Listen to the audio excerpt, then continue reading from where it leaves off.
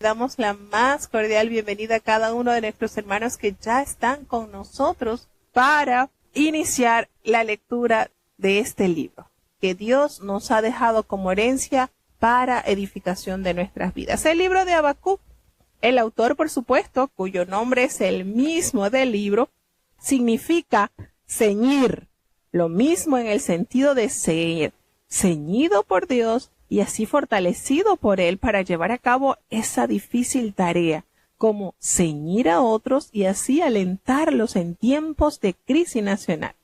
Nos damos cuenta, pues, este libro data alrededor de los años 600 a.C. y el tema principal que conmueve nuestras almas, el justo por su fe vivirá.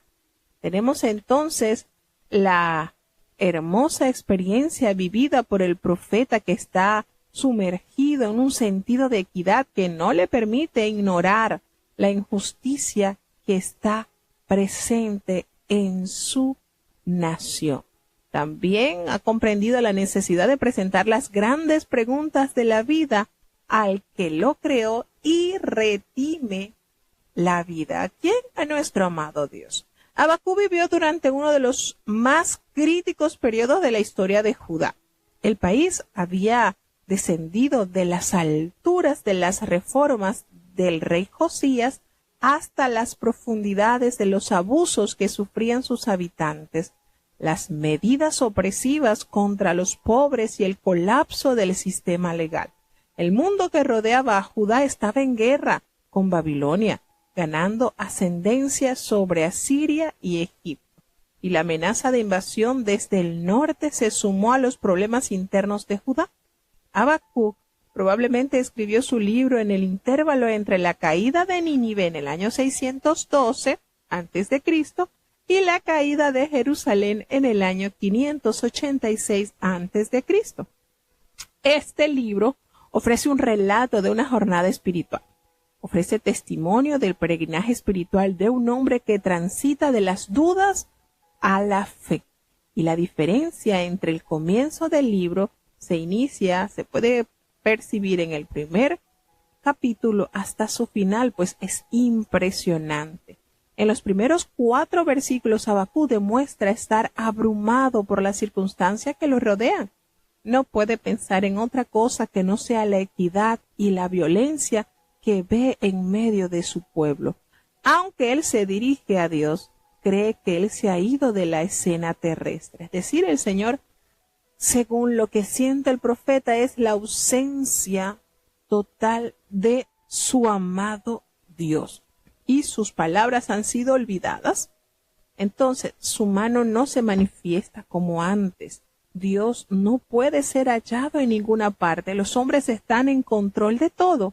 Y lo que es peor, los hombres malos son los que están al timón de la ciudad.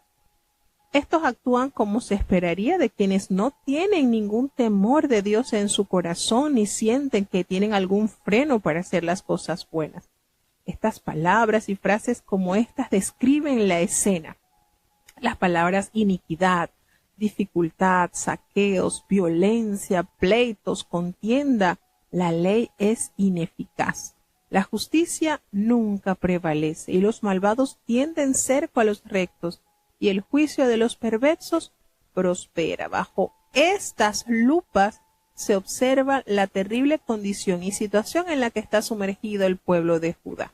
¿Qué diferencia es la ciudad de una que nunca ha conocido a Jehová? Pues no hay ninguna diferencia del pueblo de Judá en estas tristes miserias humanas en cuanto a caído.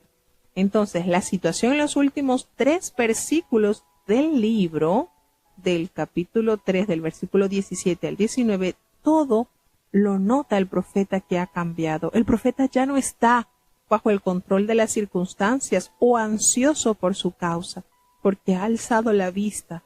Los acontecimientos del momento no nublan ya su mente, porque se ha elevado por encima de ellos. En lugar de dejarse dominar por las contingencias del mundo, Habacuc ha puesto su esperanza en Dios, ha comprendido al fin que el Señor se preocupa por sus criaturas, Dios es la fuente de su fuerza y su alegría, y se da cuenta de que ha sido llamado para propósitos más altos, y en mis alturas me hace andar, dice el versículo 19 del capítulo 3, y la terminología del último párrafo contrasta de manera notable con la del primero, cuando expresa: me alegraré en Jehová, me gozaré en el Dios de mi salvación, el Señor es mi fortaleza, hace mis pies como de ciervas, y en mis alturas me hace andar. Habacuc 3, 18, 19. Así que Habacuc ha pasado de la queja a la confianza, de la duda a la fe, del hombre a Dios, del valle a la cima. Si lo central del Evangelio es el cambio y transformación, el libro Habacuc demuestra una renovación evangélica. En el centro del cambio y en el centro del libro se alza este claro credo de fe: el justo por su fe vivirá. Habacuc 2:4. Para el profeta, la promesa es para protección física en tiempos de insurrecciones y guerra. Cuando la anunciada invasión extranjera se convierte en una realidad, ese remanente de justos para quienes Dios es su Señor, quienes confían y dependen de Él, serán liberados y vivirán. Para algunos escritores del Nuevo Testamento, como Pablo y el autor de los Hebreos, esta declaración de confianza y fe se convierte en evidencia del poder del Evangelio para darnos la certeza de la salvación eterna. Para Martín Lutero, este tema de Habacuc se convirtió en el lema de la Reforma. Entonces, el libro de Habacuc nos recuerda que la cuestión del por qué puede, debe y tiene que ser planteada. Las circunstancias de aquel momento lo llevaron a preguntarle a Dios acerca del aparente triunfo de la injusticia en su medio. Como creía en Dios, pensaba que éste debía tener una respuesta para aquel problema. Y sus preguntas demostraban la presencia de la fe, no la ausencia de ella. Para un ateo, la pregunta ¿por qué? No tiene sentido. Para un creyente, esta solo puede ser respondida por Dios. El apóstol Pablo toma la declaración de Habacuc 2:4 y la convierte en el corazón del Evangelio. La justicia de Dios solo se alcanza por medio de la fe, de forma que la manera justa de vivir es por la fe. Habacuc llama a los creyentes de todos los tiempos a confiar en Dios, a serle fieles y así a vivir como Dios quiere que se viva. Y los versículos finales de esta profecía enseñan que es posible elevarse por encima de las circunstancias y aún regocijarse en ellas, poniendo nuestros ojos en alguien que está por encima de los contingentes. Habacuc no oculta los problemas que le preocupan, ni los subestima. En lugar de ello, descubre que Dios es suficiente en medio de las dificultades. Así que tenemos que Habacuc es una manera, este libro es una manera de hacernos restaurar frente a situaciones adversas. Es posible que aquella situación difícil por la cual estamos pasando no sea quitada de nuestras vidas, pero nuestra actitud frente a esa situación sí puede cambiar cuando te ajustas y te vistes de fe en el que todo lo puede y en el que permite que pasemos por situaciones difíciles para que nosotros podamos vivir creyendo fielmente de que Él lo hará. Y si no mejoran, pues nuestra vista está anclada en Jehová.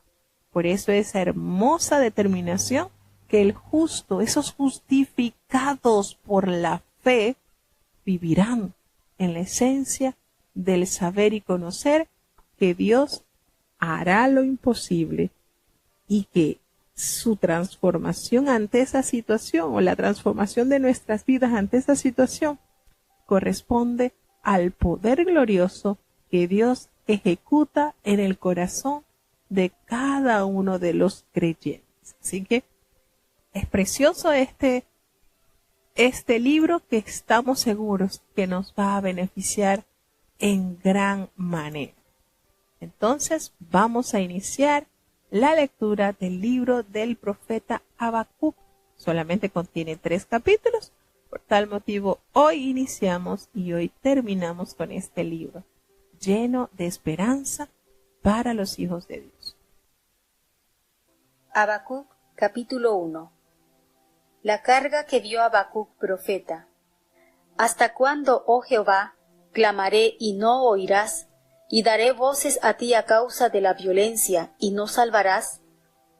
¿Por qué me haces ver iniquidad y haces que mire molestia y saco y violencia delante de mí, habiendo además quien levante pleito y contienda? Por lo cual la ley es debilitada y el juicio no sale verdadero. Por cuanto el impío asedia al justo, por eso sale torcido el juicio. Mirad en las gentes y ved y maravillaos pasmosamente. Porque obra será hecha en vuestros días, que aun cuando se os contare, no la creeréis. Porque he aquí, yo levanto los caldeos, gente amarga y presurosa, que camina por la anchura de la tierra, para poseer las habitaciones ajenas. Espantosa es y terrible. De ella misma saldrá su derecho y su grandeza. Y serán sus caballos más ligeros que tigres, y más agudos que lobos de tarde. Y sus jinetes se multiplicarán. Vendrán de lejos sus caballeros, y volarán como águilas que se apresuran a la comida. Toda ella vendrá a la presa, delante de sus caras viento solano, y juntará cautivos como arena. Y escarnecerá de los reyes, y de los príncipes hará burla. Reíráse de toda fortaleza, y amontonará polvo, y la tomará. Luego mudará espíritu, y pasará delante, y ofenderá atribuyendo esta su potencia a su Dios. ¿No eres tú desde el principio, oh Jehová Dios mío, santo mío? No moriremos, oh Jehová, para juicio lo pusiste, y tú, oh roca, lo fundaste para castigar. Muy limpio eres de ojos para ver el mal, ni puedes ver el agravio. ¿Por qué ves los menospreciadores y callas cuando destruye el impío al más justo que él, y haces que sean los hombres como los peces de la mar, como reptiles que no tienen señor? Sacará a todos con anzuelo, cogerálos con su red, y juntarálos en su aljerife, por lo cual se holgará y hará alegrías. Por esto hará sacrificio a su red, y ofrecerá sahumerios a su aljerife, porque con ellos engordó su porción y engrasó su comida. ¿Vaciará por eso su red, o tendrá piedad de matar gentes continuamente? Bueno, notamos en este primer capítulo del libro del profeta Habacuc cómo el profeta representa las preguntas y propone las preguntas hacia Dios. En la profecía que vio el profeta Habacuc, la gravedad y el paso de la preocupación del profeta era una gran carga para él. Así también lo denotan otros profetas como Nahum y Zacarías, que también hacen referencia a sus profecías como una carga pesada para llevar y difícil para la nación que ha fallado. El profeta formula una serie de preguntas para que Dios haga algo con aquello que en su nación están maltratando al débil y al indefenso. Nótese la manera en que le pregunta ¿por qué? ¿Por qué me haces ver iniquidad? ¿Por qué esto que le causa molestia, destrucción, violencia, están delante de los ojos del profeta? Hay pleito, hay contienda que se levanten, y esa ley preciosa que el Señor había dejado como herencia a su propio pueblo está debilitada, y el juicio ya está ausente de toda verdad. El impío sigue haciendo lo que le parezca y destruye, hace daño a aquellos que son más justos que él. Fíjense cómo hace esta serie de preguntas al Señor. Y él se le imputa a Dios pasividad por permitir que estas cosas sigan sucediendo, que estos abusos se sigan desarrollando en medio de su pueblo.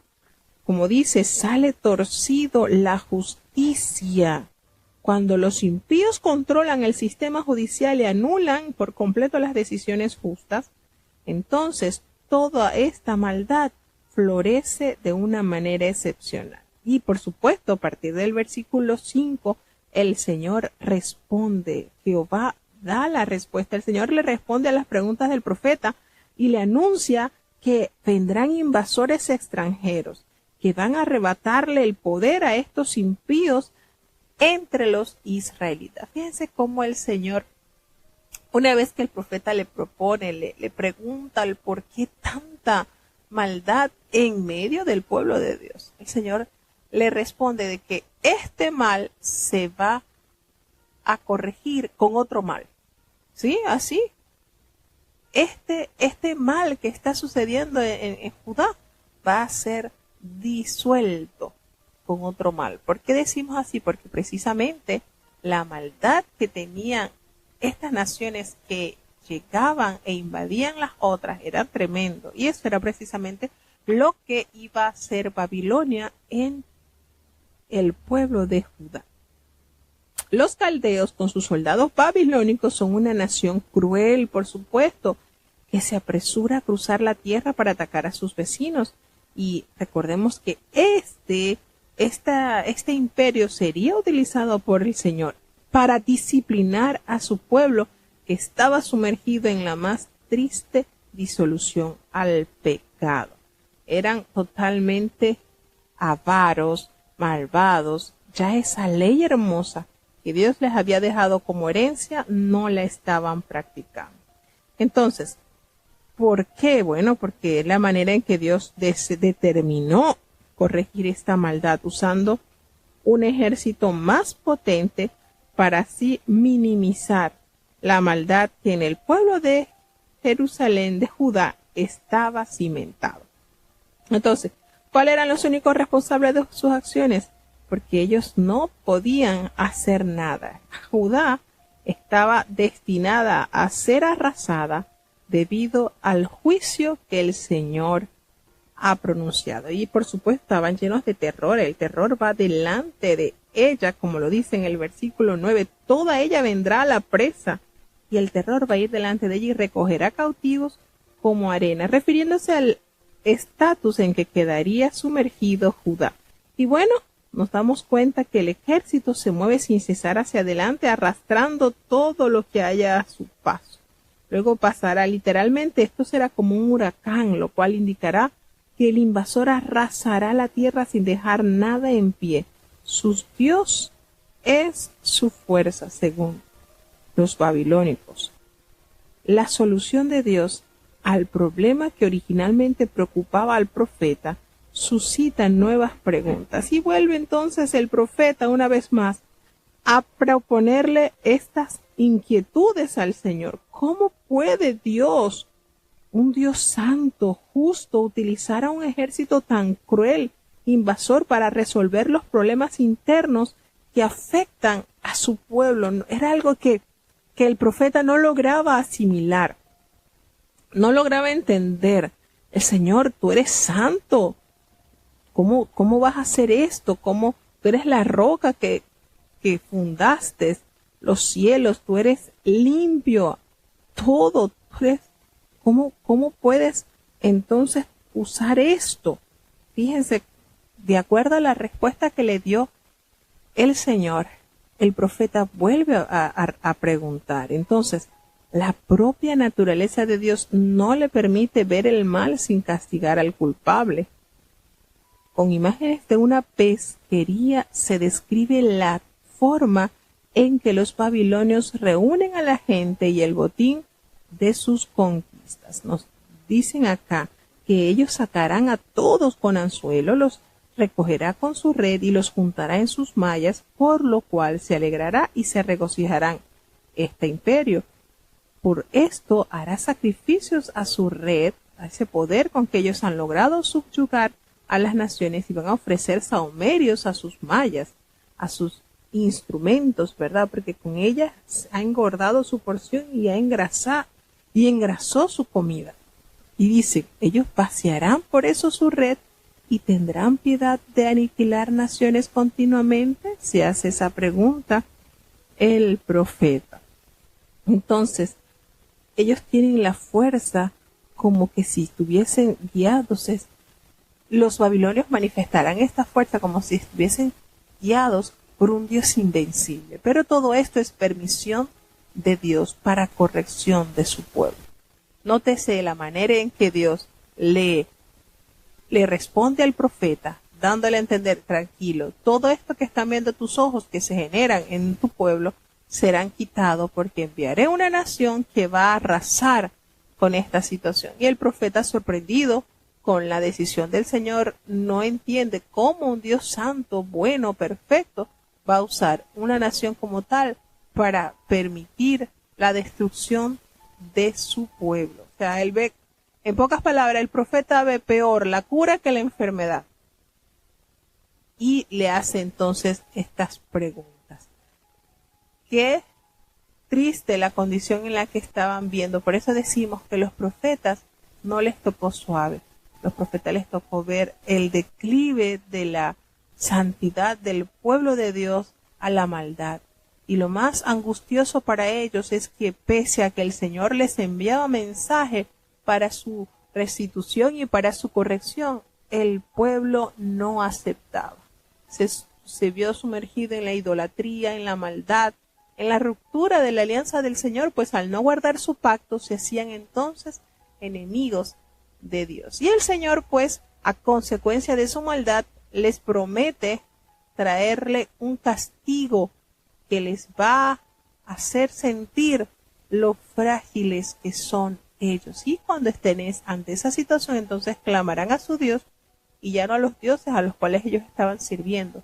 Y el Señor le mostrará una vez más de su inmensa misericordia. Por eso decía en una parte, ya no seré recordado porque los haya sacado de Egipto, sino porque los he traído de Babilonia. Y así el Señor organiza su plan para hacer en el pueblo una enseñanza de vital importancia.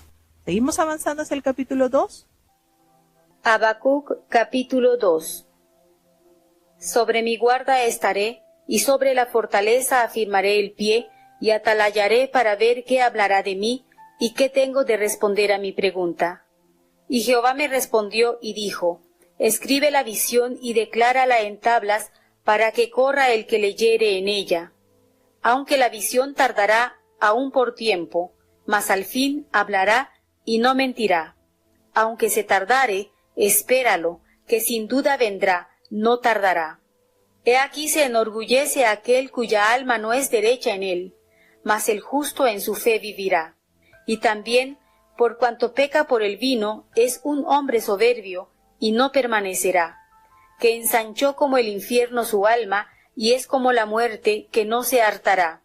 Antes reunió así todas las gentes, y amontonó así todos los pueblos. ¿No han de levantar todos estos sobre él parábola, y sarcasmos contra él? Y dirán, ay del que multiplicó lo que no era suyo. ¿Y hasta cuándo había de amontonar sobre sí espeso lodo? ¿No se levantarán de repente los que te han de morder, y se despertarán los que te han de quitar de tu lugar, y serás a ellos por rapiña? Porque tú has despojado muchas gentes, todos los otros pueblos te despojarán, a causa de las sangres humanas, y robos de la tierra, de las ciudades, y de todos los que moraban en ellas. Ay del que codicia maligna codicia para su casa, por poner en alto su nido, por escaparse del poder del mal. Tomaste consejo vergonzoso para tu casa, asolaste muchos pueblos y has pecado contra tu vida. Porque la piedra clamará desde el muro, y la tabla del enmaderado le responderá. Ay del que edifica la ciudad con sangres, y del que funda la villa con iniquidad. ¿No es esto de Jehová de los ejércitos? Los pueblos pues trabajarán para el fuego, y las gentes se fatigarán en vano. Porque la tierra será llena del conocimiento de la gloria de Jehová, como las aguas cubren la mar. Ay del que da de beber a sus compañeros, que les acercas tu hiel y embriagas para mirar sus desnudeces. Haste llenado de deshonra más que de honra. Bebe tú también, y serás descubierto. El cáliz de la mano derecha de Jehová volverá sobre ti, y vómito de afrenta sobre tu gloria. Porque la rapiña del Líbano caerá sobre ti, y la destrucción de las fieras lo quebrantará, a causa de las sangres humanas y del robo de la tierra, de las ciudades y de todos los que en ellos moraban. ¿De qué sirve la escultura que esculpió el que la hizo? La estatua de fundición que enseña mentira, para que haciendo imágenes mudas confíe el hacedor en su obra. Ay del que dice al palo, despiértate, y a la piedra muda, levántate. ¿Podrá él enseñar? He aquí él está cubierto de oro y plata, y no hay dentro de él espíritu. Mas Jehová está en su santo templo, calle delante de él toda la tierra. Comenzamos a ver la respuesta que el Señor emite al profeta. Fíjense cómo Dios en su amor sigue contendiendo con su pueblo a través del espíritu de profecía. Nos damos cuenta pues que habiendo concluido ya su interrogatorio, el profeta Habacuc se queda en guardia como una centinela a la espera de la respuesta de Dios. Y el Señor, pues para que corra el que leyera en ella, este mensaje es claro y puede ser leído fácil y rápidamente, como le dice: he aquí que aquel cuya alma no es recta se enorgullece, haciendo referencia a la población de las personas que estaban alejadas del Señor. Sin embargo, resalta la confianza y, por supuesto, la constancia en los que viven para Dios. Pero el justo, sin embargo, el justo por su fe vivirá, es decir, va a existir, se va a preservar, va a florecer, va a disfrutar de la vida, va a vivir felizmente, va a respirar, va a estar animado, va a recuperar esa salud, va a vivir ininterrumpidamente. La idea fundamental es vivir y respirar. En el pensamiento de Dios está de que el hombre sepa deleitarse aún en medio de las adversidades y de las dificultades, sepa estar anclado en Él. Entonces, nos damos cuenta que esta palabra encierra muchos significados. Esta es el resultado, por supuesto, de tener una confianza plena en Dios. Y este pasaje es uno de los grandes pilares de la fe. No solo aparece varias veces en el Nuevo Testamento, sino que dio lugar a la Reforma.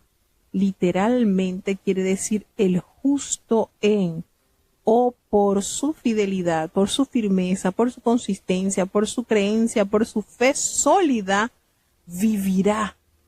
Y eso es cuando nosotros escuchamos hablar a las personas: bueno, antes de conocer a Dios solamente existía, pero ahora vivo, porque Dios es el que nos da sentido y objeto a nuestra vida. Entonces el Señor emite advertencia al impío y les dice entonces que ese contraste, ¿verdad? Se contrasta a los malvados y a los arrogantes babilónicos con los justos y fieles entre el pueblo de Dios. Y asimismo la naturaleza transitoria y el carácter inestable de quien busca en sí mismo el sentido de la vida, frente a la estabilidad y la confianza que posee aquel que pone su vida en manos de Dios. Entonces nos damos cuenta qué maravilloso son las verdades que se revelan en el libro de Habacuc. Por supuesto, el profeta queda sorprendido al escuchar la respuesta de Dios, ¿verdad? Que tendría la nación babilónica que arremetería contra la maldad que estaba desarrollándose en el pueblo de Judá. Y esto sorprende al profeta, pero el Señor le responde de una manera esperanzadora.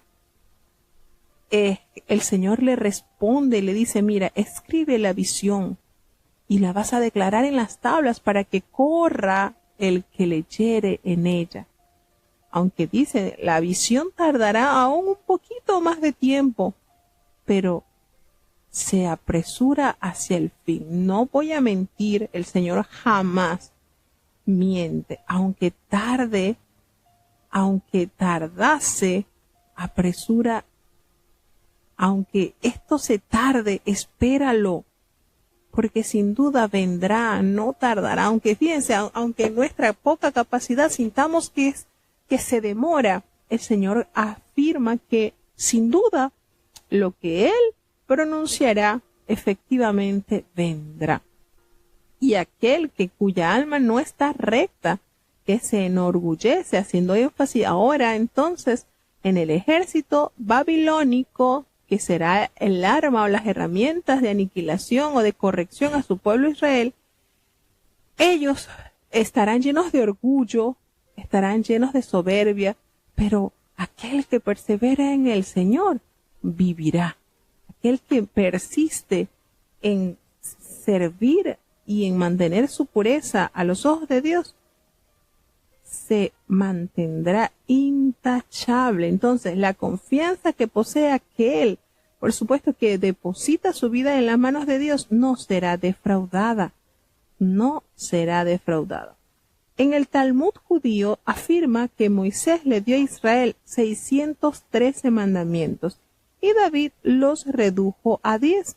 Isaías, según dice, que a 2, pero Habacuc solo dice de este mandamiento: el justo por su fe vivirá. Entonces el profeta saca a relucir ahora las cualidades que caracterizan a los babilónicos y que provocarán su caída.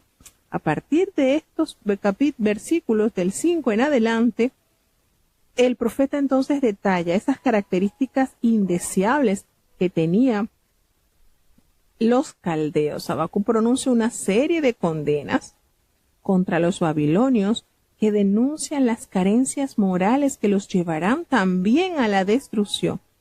Y hace la pregunta: ¿hasta cuándo había de acumular sobre sí prenda tras prenda? Babilonia es como un usurero que exige exorbitantes intereses, pero los oprimidos la someterán y recobrarán todo lo que le ha usurpado. Pero nos damos cuenta que el versículo 9 nos dice: ese ay del que codicia injusta ganancia para su casa, para poner en alto su nido, para mantenerse en las alturas, para escaparse del poder del mal. Entonces, pensaban que se hallaban fuera del alcance de quienes les reclamaban por sus agresiones, y esto quedaría totalmente al descubierto y avergonzados, porque también a Babilonia le llegó su tiempo de juicio. Entonces esto se hace una cadena de preguntas y de acontecimientos. Recordamos, Asiria fue usada para corregir el reino del norte de Israel. Babilonia vence a los asirios y a su vez también al reino del sur, que es Judá, cuya capital es Jerusalén. Sin embargo, también el Señor tiene preparado la herramienta que aniquilará el orgullo y la soberbia de los babilonios. Entonces esto se hace una cadena en el cual lo que tú haces te harán. Pero hay un paréntesis y una nota de esperanza. A ese remanente que soporta la prueba, entiende que ha caído, que ha pecado, acepta la corrección por mano del Señor, pero permanece puesta su vida, su fe en Él. Entonces, dice en el versículo 11, porque la piedra clamará desde el muro y la tabla del enmaderado le responderá. La piedra, dice, como a veces sucede en la Escritura, los objetos inanimados denuncian las crueldades de las que son testigos. Y es del Señor demostrar que las ganancias obtenidas por medios ilícitos resultan vanas. ¿No es esto de Jehová de los ejércitos? Los pueblos pues trabajan para el fuego y las naciones te fatigarán en vano. La acción de Dios para someter a los impíos son una prueba de su soberanía sobre toda la tierra, y se compara la humillación y la subyugación de las naciones por los babilonios con una persona que está embriagada a su vecino para sacarle ventaja de su debilidad. lo que han hecho a otros les sucederá a ellos. Bebe y serás descubierto, dice la palabra de Dios. Y has llenado de deshonra más que de honra, le dicen a los babilonios. Bebe tú también y vas a ser descubierto. Del cáliz de la mano derecha de Jehová vendrá hasta ti, y vómito de afrenta sobre tu gloria. Entonces nos damos cuenta la forma también en la que se comparan los ídolos sin poder y sin vida. Jehová está presente y dispuesto para actuar poderosamente, por supuesto.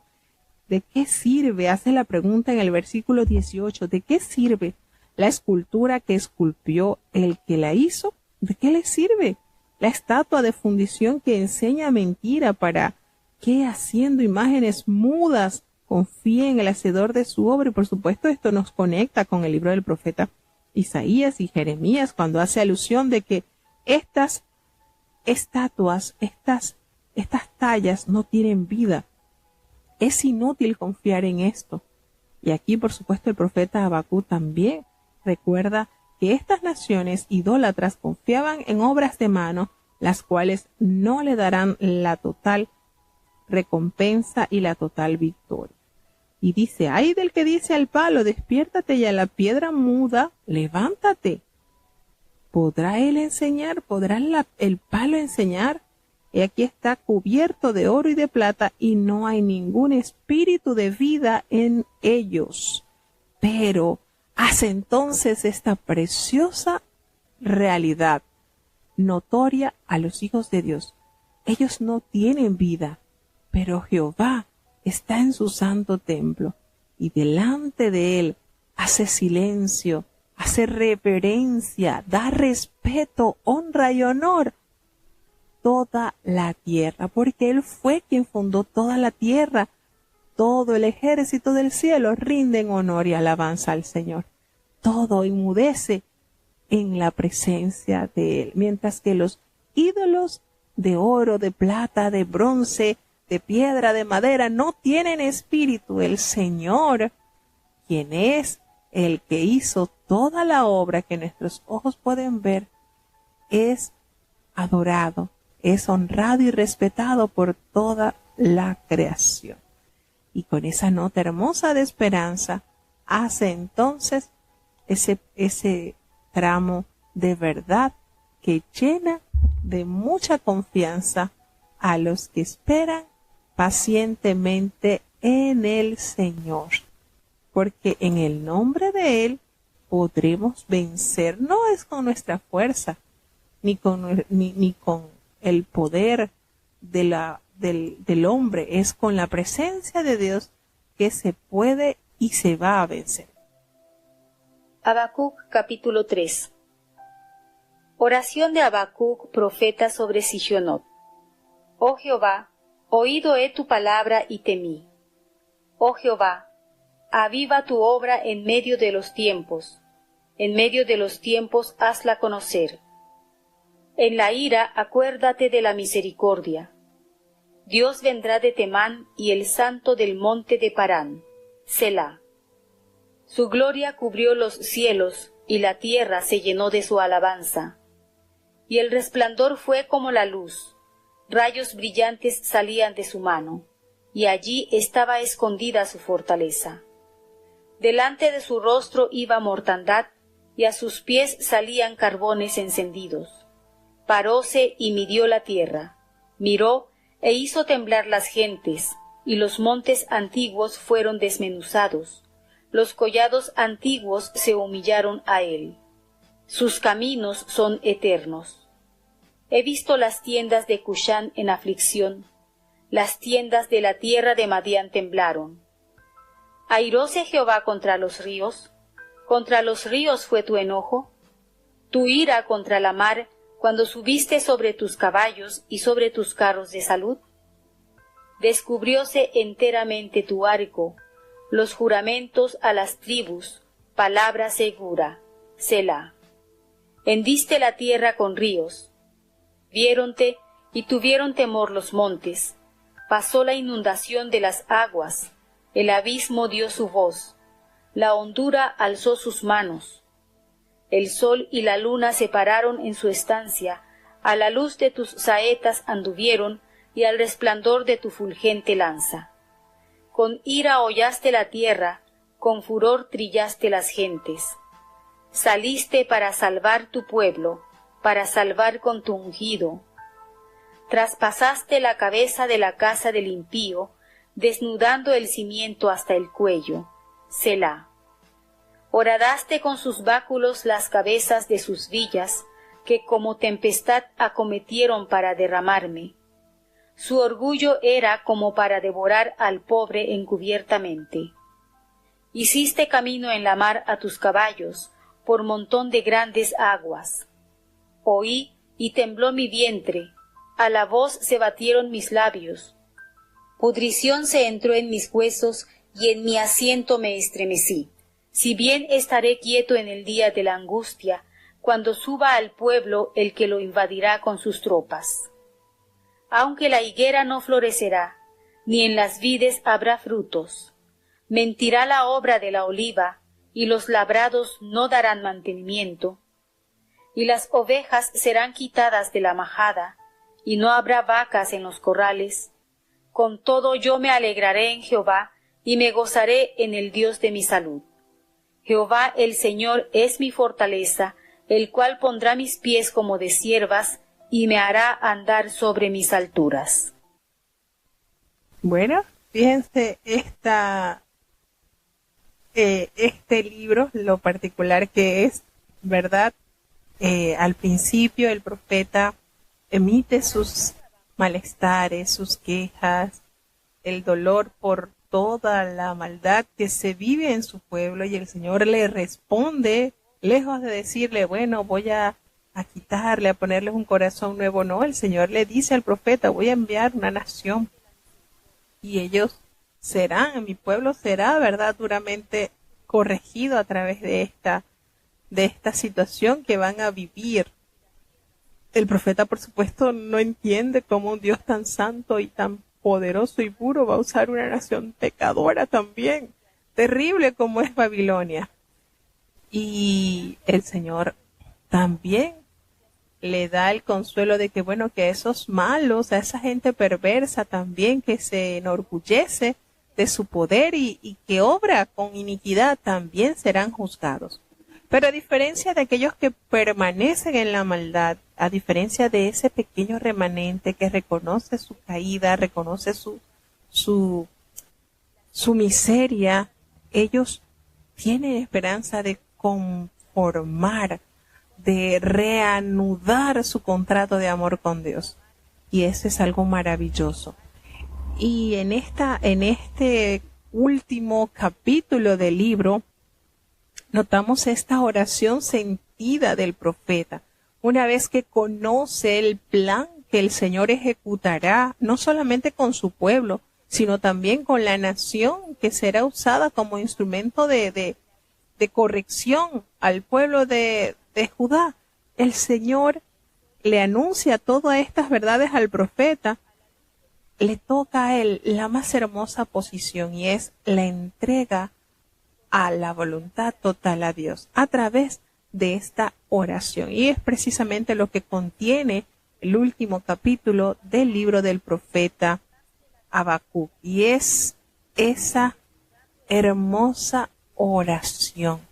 Es preciosa la oración. Si usted analiza la oración del profeta Habacuc, encontraremos mucho consuelo y mucha serenidad al aceptar y al tomar nuevas fuerzas aún en medio de las dificultades. Inicia la oración del profeta sobre dice Sigionot, y Sigionot es una notación musical que probablemente indica que el cántico debe ser entonado con emoción y sensación de victoria. ¿Sabían eso? Esta actitud contrasta con la sensación de catástrofe que se manifiesta en el capítulo 2. Y el profeta acá dice, oh Jehová, he oído tu palabra y temí. Oh Jehová, aviva tu obra en medio de los tiempos, y en medio de los tiempos hazla conocer. En la ira acuérdate de la misericordia. Qué preciosa oración, ¿verdad? Hermoso el profeta que apela a Dios para que actúe en favor de su pueblo en medio de los tiempos, durante el periodo de espera anterior a lo que pondrá fin a aquella intolerable situación que estaban experimentando. Nos damos cuenta entonces que Dios vendrá de Temán, lo dice en el versículo 3. Y este versículo refleja el recuerdo de Moisés sobre la venida de Dios a Israel en el desierto, como lo revela Deuteronomio capítulo 33, versículo 2. Temán es otro nombre de Edom ubicado al sudeste del Mar Muerto, y Parán alude a la región montañosa situada al oeste de Edom. Es decir, el Señor tomará los puntos estratégicos para respaldar. Y dice, y el resplandor,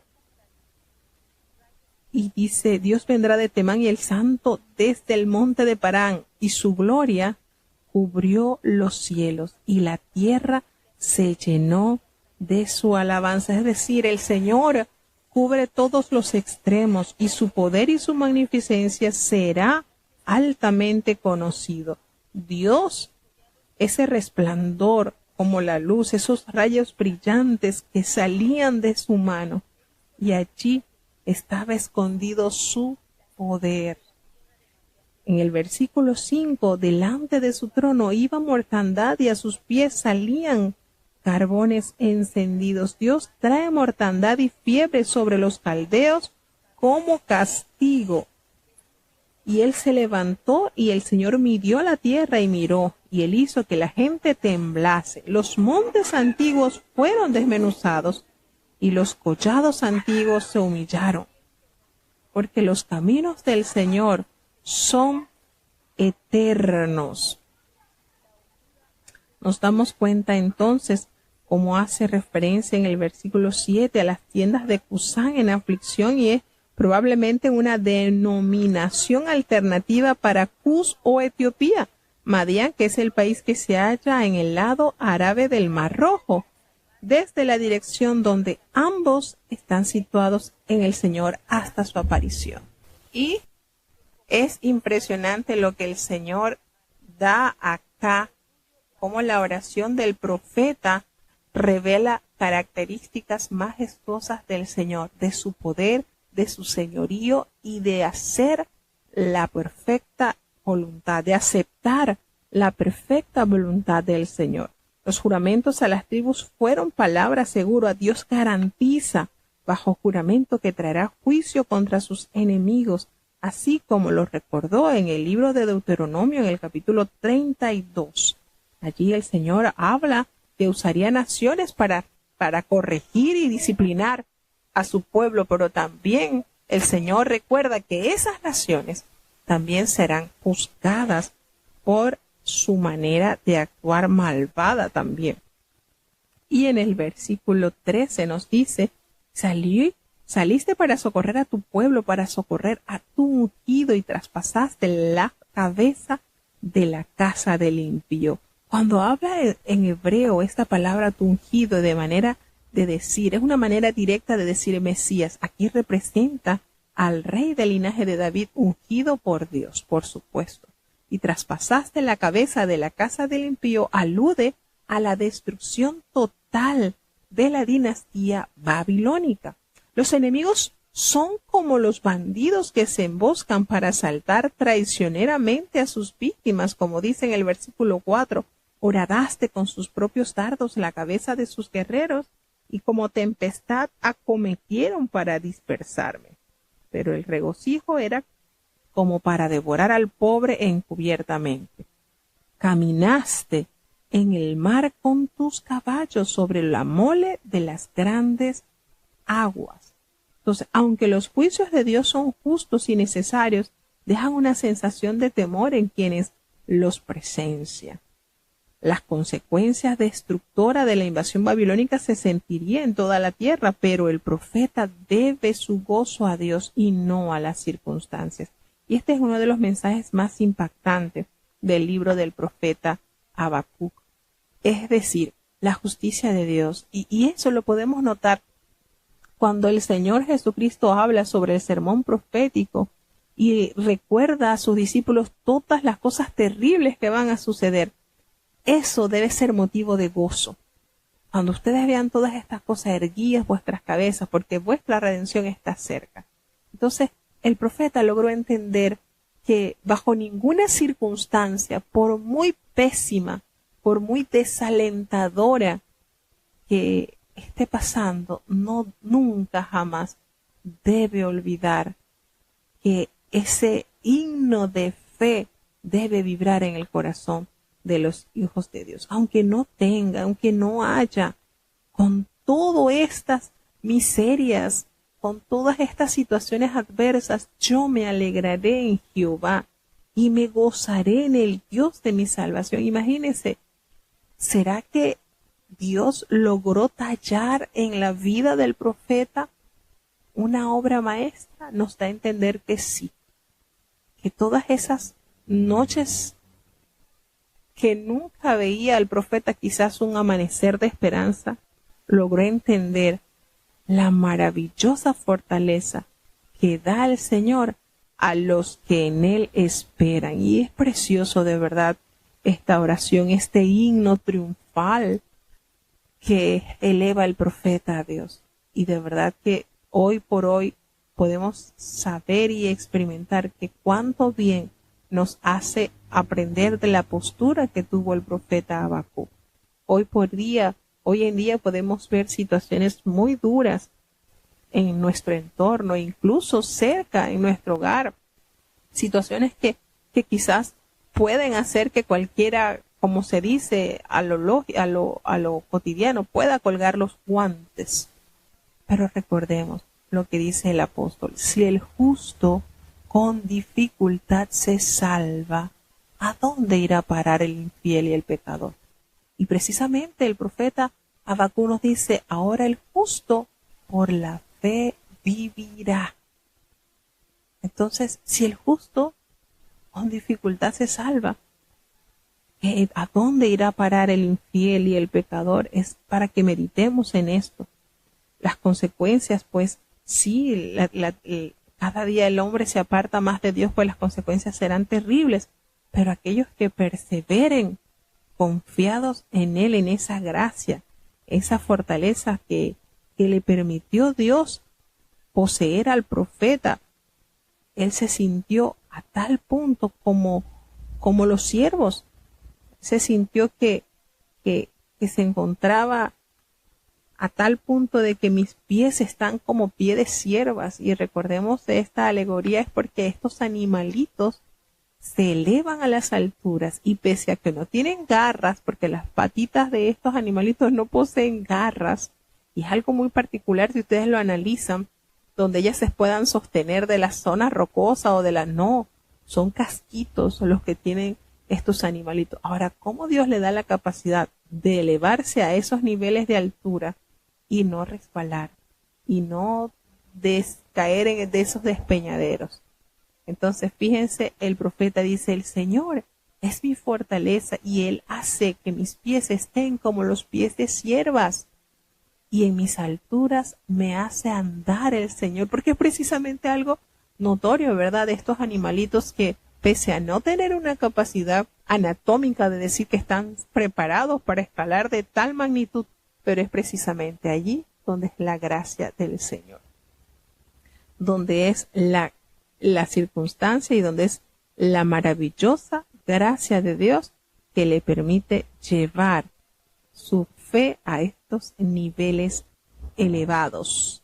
Entonces, cuando cierra con el capítulo, al jefe de los cantores sobre mis instrumentos de cuerdas, esta es la misma fórmula que se utiliza al comienzo de algunos de los salmos, cuando hace el músico principal sobre Nejinot, como lo hace en el Salmo 4 y en el Salmo 55, en el Salmo 67, en el Salmo 76, como un himno, como una alabanza que el profeta le entrega al Señor. Qué hermoso es que estemos regocijados, estar felices, estar alegres, y eso encierra la idea de saltar de gozo, ya que esto refleja exactamente lo opuesto a la teoría de que debemos estar solamente allí apesadumbrados, no. Debemos tener ese gusto por haber encontrado al Dios de la salvación, nada más y nada menos. Aunque todo marche mal en el mundo que nos rodea, tenemos que tener esta postura que el Señor le permitió alcanzar al profeta Habacuc. El profeta, aún en medio de todo lo que el Señor le reveló y de todo lo que sus ojos estaban viendo, el profeta salta de alegría por tener esa íntima comunión con Dios. ¿Tarea fácil? No lo creo que sea. Porque como dice un himno, fácil es cantar cuando reina la paz. Pero nos hace también la misma posición del profeta. Pero en el dolor es mejor cantar. Así que bueno, de esta manera nos despedimos de este preciosísimo libro, Habacuc, el cual nos llevó al viaje de no desesperarnos, de no decepcionarnos, de no vivir en esa profunda tristeza. Que la presencia de Dios en nuestra vida sea nuestra principal fortaleza. Y recordemos que ese grupo enormes de salvados que estarán frente al trono del Señor, la característica única, principal que tuvieron, estos son los que han venido de grande tribulación. Pero qué lindo, porque en medio de la tribulación pudieron gozarse en el Señor. Eso es maravilloso, hermanos. Eso es majestuoso. Saber esta verdad que el Señor nos ha revelado. El Señor nos ha detallado. Fíjense esa característica hermosa. Estos que están allí delante del trono del Señor han venido de grande tribulación. Entonces, no es fácil, de verdad, no. A veces sentimos que es más grande en las dificultades, pero como dice un himno, ¿verdad? No mires cuán grande es tu problema, mira cuán grande es nuestro Dios. Así que preciosa determinación que llevó a la conclusión del profeta y que hoy en día está presente en nuestras Biblias como eco de esperanza para nuestras vidas. Con todo y los problemas, con todas y las enfermedades, con todas y las adversidades, procuremos tener esa íntima comunión con Dios, porque solamente con Él hay esperanza de una vida mejor. Así que bueno, hasta aquí llegamos al cierre de este libro.